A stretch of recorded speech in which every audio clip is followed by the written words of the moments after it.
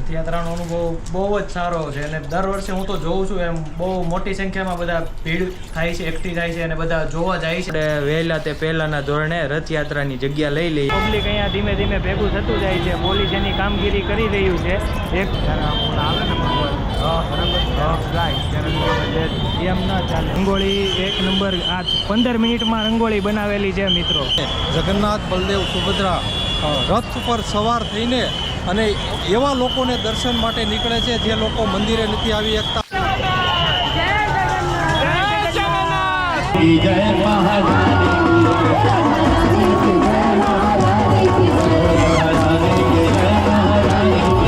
પેલી કેવી સાક્ષાત જગન્નાથ આવી ગયા આજે તો મજા આવી ગયા એકદમ. બોલો જય જગન્નાથ.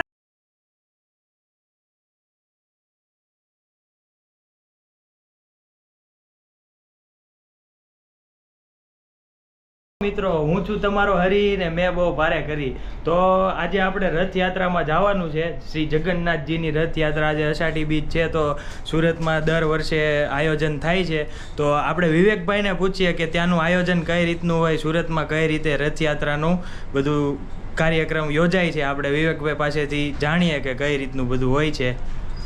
બોલો વિવેકભાઈ. હા, રથયાત્રા 3 વાગે ચાલુ થાય છે અને સુરત સ્ટેશનથી લઈને ઇસ્કોન મંદિર સુધીની રથયાત્રા હોય છે અને બહુ ભવ્ય આયોજન હોય છે. સારું એવું બહુ મોટી સંખ્યામાં બધા લોકો જાય છે, જોવે છે, નિહાળે છે અને બહુ ભવ્યથી ભવ્ય આયોજન હોય છે. તમારો રથયાત્રાનો અનુભવ કેવો રહ્યો? રથયાત્રાનો અનુભવ બહુ જ સારો છે અને દર વર્ષે હું તો જોઉં છું એમ બહુ મોટી સંખ્યામાં બધા ભીડ થાય છે, એકઠી થાય છે અને બધા જોવા જાય છે માણસો. અને લગભગ દર રથયાત્રા પર વરસાદ આવે જ છે. આ બીજનો વરસાદ કહે છે અને એ સારું માનવામાં આવે છે અને બહુ જ બધા લોકો જોવા જાય છે બહુ મોટી સંખ્યામાં. તો મિત્રો તમે સાંભળ્યું એ રીતે રથયાત્રામાં દર વર્ષે માણસો વધતા જ જાય છે. કારણ કે લોકોને કેવું હોય, નવું નવું જાણવા મળે. આપણી સંસ્કૃતિ પ્રત્યે લોકોને પ્રેમ વધી રહ્યો છે, એ એક સારી વસ્તુ કહેવાય. તો ચાલો મિત્રો, હવે આપણે રથયાત્રા જોવા માટે જવાનો સમય થઈ ગયો છે.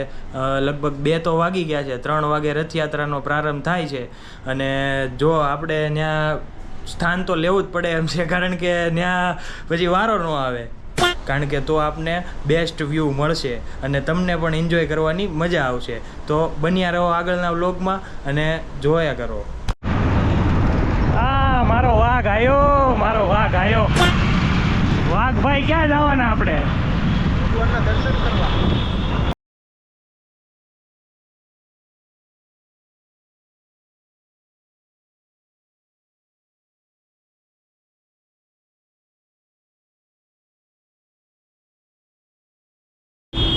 અત્યારે મિત્રો અમારા ગંતવ્ય સ્થાન પર આવી ગયા છીએ, ગુજરાત ગેસ સર્કલ. અહીંયા ટૂંક સમયમાં રથયાત્રા પહોંચશે. પછી હું તમને બતાવું કઈ રીતનું આયોજન છે, કઈ રીતનો કાર્યક્રમ છે. અને આપણા 2 મિત્રો બેસી ગયા છીએ. એક જણો ઠેલો લઈને, એક જણો મોબાઈલમાં મથે છે અને બધું ચાલુ છે. જય જગન્નાથ. અંકિતભાઈ, તમે કાંઈ વિશેષ ટિપ્પણી આપવા માગશો? જેમ મેગીમાં આપી હતી હા નાખી મારા ભાઈ, એમાં હું હોય શું ખાવું છે? એને થેપલા ખાવા, થેપલા ગોતી હોય ખવડાવું. થેપલા તો ન મળે ભાઈ, અહીંયા થેપલા મળવા મુશ્કેલ છે. આ થોડોક પોર્સ એરિયો છે સુરતનો. અહીંયા પેનકેક વાળા છે બધા. તો તમે પેનકેક ખવડાવવા માંગો? એ આપણે પાછી ખાવું શું કહેવાય? ખાતા ન આવડે એમ? તો કાંઈ નહીં, પીજો પેનકેક ને રબડી બનાવીને પીજો. હે મિત્રો, એમાં શું થઈ ગયું ત્યાં? મિત્રો આપણે પોલીસવાળા સાહેબ સાથે થોડી ઘણી વાર ચર્ચા કરી. એમાં આપને એવું જાણવા મળ્યું કે આ ડીકે ભાઈ થોડા ગીત બીત બંધ કરી નાખે ને તો આપણે વાત કરવાની મજા આવે, પણ એને હવે કાંઈ કહેવાય એમ નથી. એ ભાઈ હવે રીઢા ગુનેગાર થઈ ગયા છે સમજ્યા, એટલે એને હવે શું કહેવું એમ થાય. મિત્રો પબ્લિક અહીંયા ધીમે ધીમે ભેગું થતું જાય છે. પોલીસ એની કામગીરી કરી રહ્યું છે. એક સાઈડનો રોડ બ્લોક કરી દીધો છે. તો હવે ટૂંક સમયમાં રથ આવવો જોઈએ, રાજા ધીરાજ આવવા જોઈએ. આપણે બધાને દર્શન કરવાની ફૂલ ક્યુરિયોસિટી થઈ ગઈ છે અને હવે ધીમે ધીમે ભણકારા કાનમાં વાગી રહ્યા છે. આ ધ્રુવીનભાઈના કાનમાં તો બહુ ભણકારા વાગી રહ્યા છે. તમે શું કહેવા માગશો? કાંઈ નહીં, હવે જો રથયાત્રા આવી રહી છે, નજીક આવે એટલે દર્શન કરીને વાવા જેવું સ્વાગત કરશું ને ભગવાન. સ્વાગત કરવા માટે જ આ બધા પબ્લિક ભેગા થયા છે. આજે કોઈ પણ પ્રકારનો સન્ડે નથી, કોઈ પણ પ્રકારનો હોલિડે નથી, તો પણ આટલું પબ્લિક ભગવાનના દર્શન કરવા માટે, ભગવાનના મુખારવિંદના દર્શન કરવા માટે બહુ આતુરતાથી રાહ જોઈ રહ્યું છે. રંગોળીને બધું બનવા માંડ્યું છે મિત્રો, તમે નોટિસ કરો. હમણાં થોડી જ વારમાં અહીંયા રંગોળી હશે. આ લોકો એટલી સ્પીડમાં કામ કરે છે ને કે એક ચોકે પાછા સુરતના એક ચોકે આ રીતે રંગોળી બને છે મિત્રો. રથ આવે એના 15 જ મિનિટની પહેલાં રંગોળીનું કામ ચાલુ થઈ જાય છે.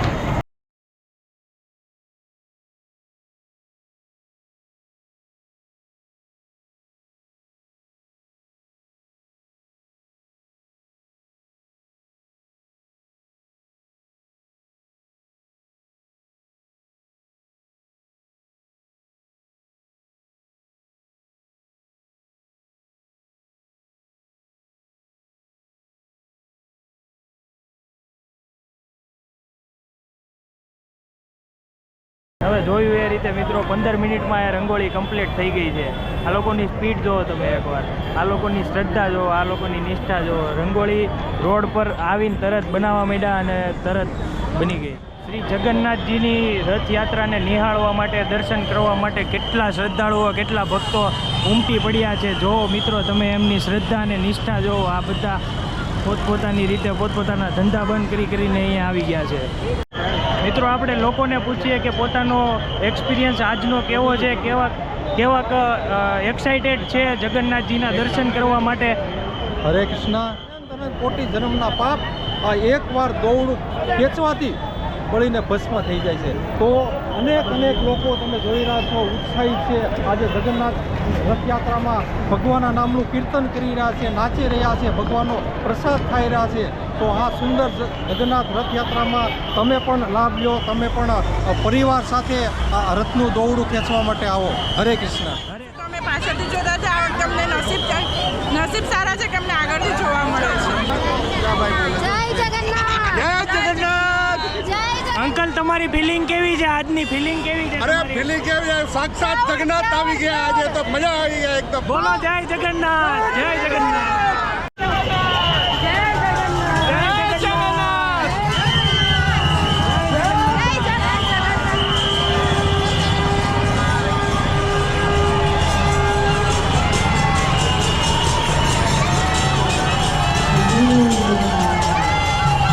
મિત્રો હવે ધીમે ધીમે જગન્નાથજીની રથયાત્રામાંથી લોકો આવી રહ્યા છે. હવે ટૂંક સમયમાં રથ પણ આવી જશે. તો સ્ટે ટ્યુન બન્યા રહો. આગળના વ્લોગમાં ખૂબ આનાથી પણ વધારે મજા આવશે. અને હવે અમે બહુ ઇંતજાર તમને નહીં કરાવીએ, ટૂંક સમયમાં તમને રથના દર્શન કરાવીએ, જગન્નાથજીના દર્શન કરાવીએ. તો સ્ટે ટ્યુન.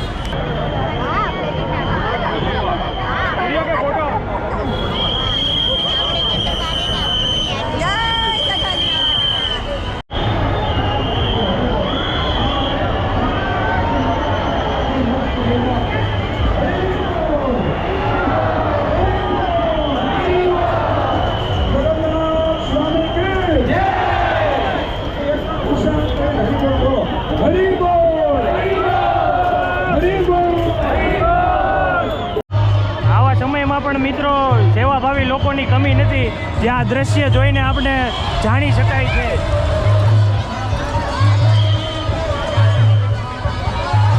પાણીની બોટલની નિઃશુલ્ક સેવા થઈ રહી છે.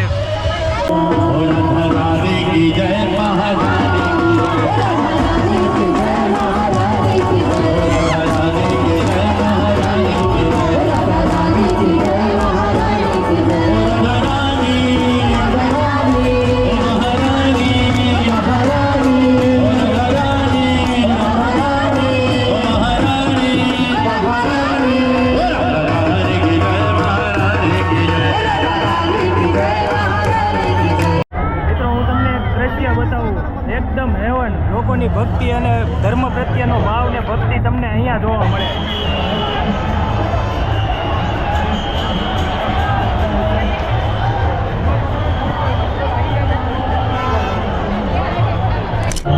હેવન હેવન મિત્રો, હેવન.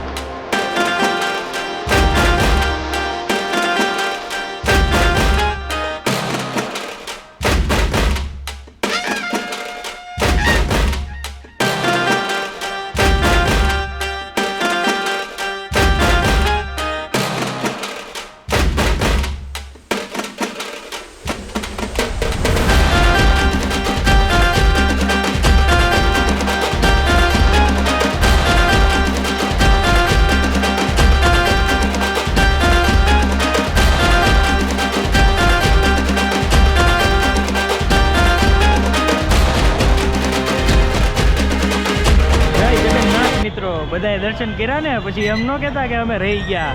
આપણે સ્પેશિયલ એટલે જ અહીંયા આવ્યા છે દર્શન કરાવવા. ત્યાં ભીડમાં અંદર ઘૂસીને જ્યાંથી મજા આવે ત્યાંથી આપણે વિડીયો શોટ લીધા છે.